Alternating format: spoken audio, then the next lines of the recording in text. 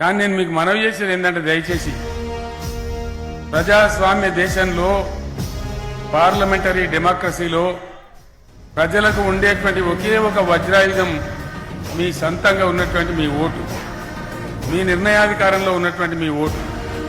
మీ vote మీ తలరాతను లెక్కిస్తుంది వచ్చే 5 ఏళ్ళు.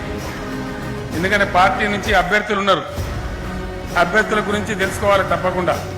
అభ్యర్థుల మంచి చెడ్డ విచారించాలి.